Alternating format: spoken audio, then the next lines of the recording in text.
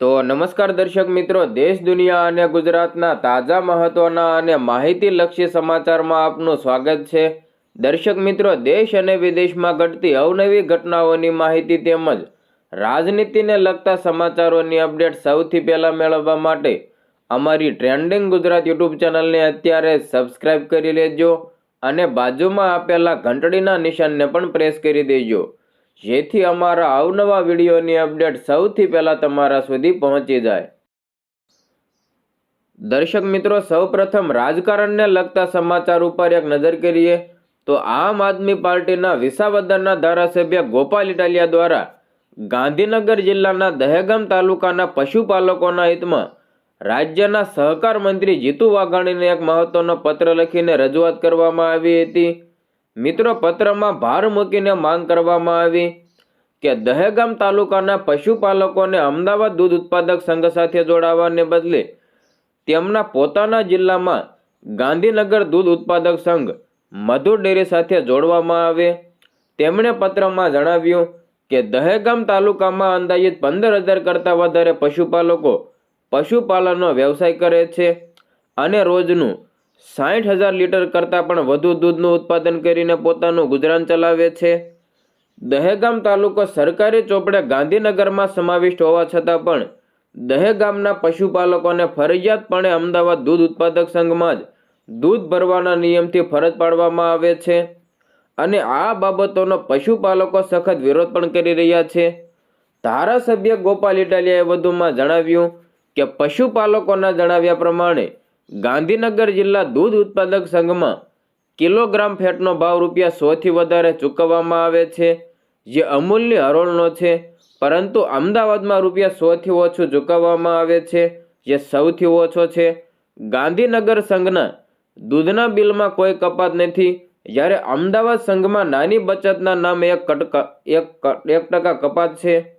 ગાંધીનગર સંઘમાં પશુપાલક સભાસદને પશુ વીમાની જોગવાઈ છે, જ્યારે અમદાવાદ સંઘમાં પશુ વીમાની કોઈ જોગવાઈ નથી.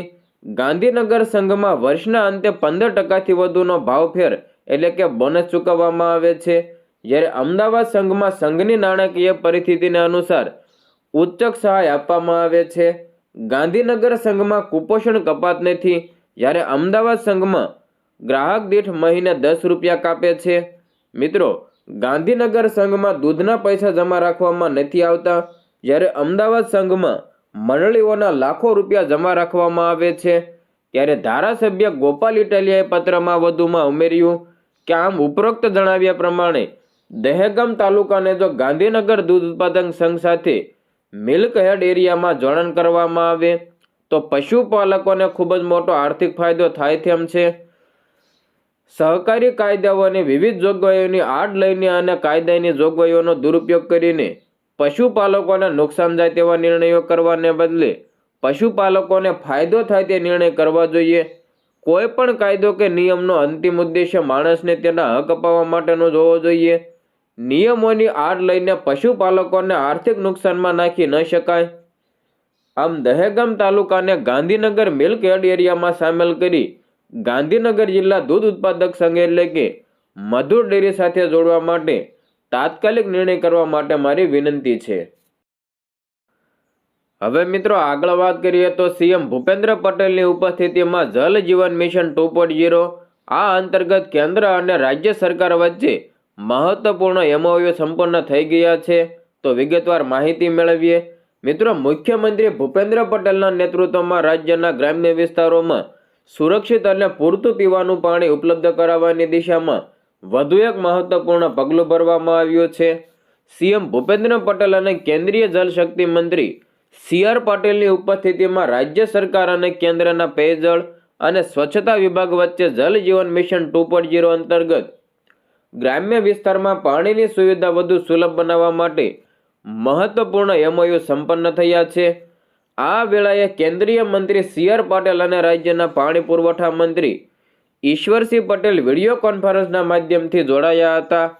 મુખ્યમંત્રીએ આ અવસરે જણાવ્યું કે રાજ્યના છેવાડાના વિસ્તારો સહિત દરેક ખૂણે પૂરતું સ્વચ્છ પીવાનું પાણી પહોંચાડવા માટે રાજ્ય સરકાર કટિબદ્ધ છે.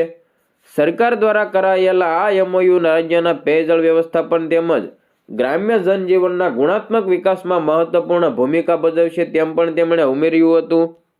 તેમણે વધુમાં જણાવ્યું કે રાજ્ય સરકાર કેન્દ્રની દરેક યોજનાઓનું અગ્રતાના ધોરણે સફળ અમલીકરણ કરે છે.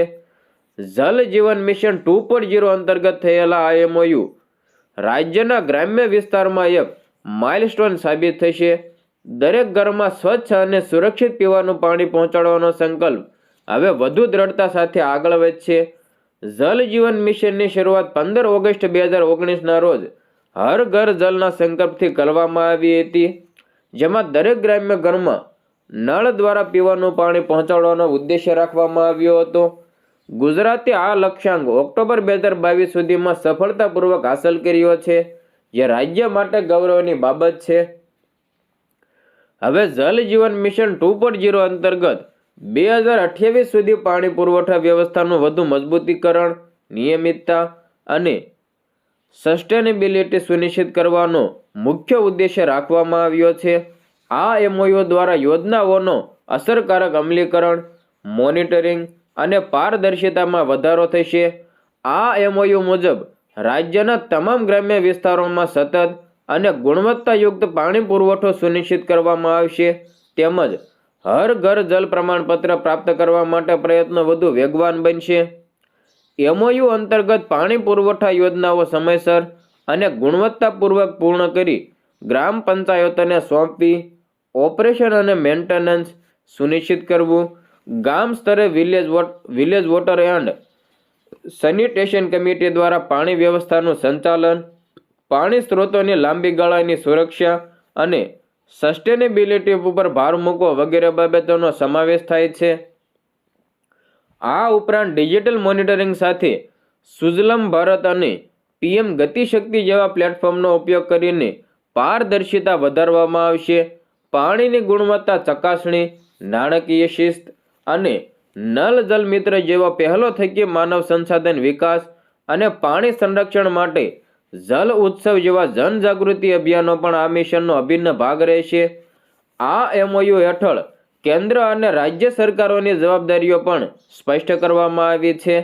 કેન્દ્ર સરકાર માર્ગદર્શન, ફંડિંગ અને મોનિટરિંગ કરશે, જ્યારે રાજ્ય સરકાર અમલીકરણ, નીતિ સુધારા અને ટેકનિકલ સપોર્ટની જવાબદારી નિભાવશે. આ અવસરે કેન્દ્ર સરકારના department of drinking water and સેનિટેશનના સચિવ અશોક મીના વિડીયો કોન્ફરન્સના માધ્યમથી જોડાયા હતા, જ્યારે રાજ્ય સરકાર વતી પાણી પુરવઠાના અગ્ર સચિવ મતી શાહમીના હુસેન, પાણી પુરવઠાના મુખ્ય ઇજનેર સર્વનીરવ સોલંકી, ફૂલધરા વ્યાસ તેમજ ભાવિક રાઠોડ પ્રત્યક્ષ જોડાયા હતા.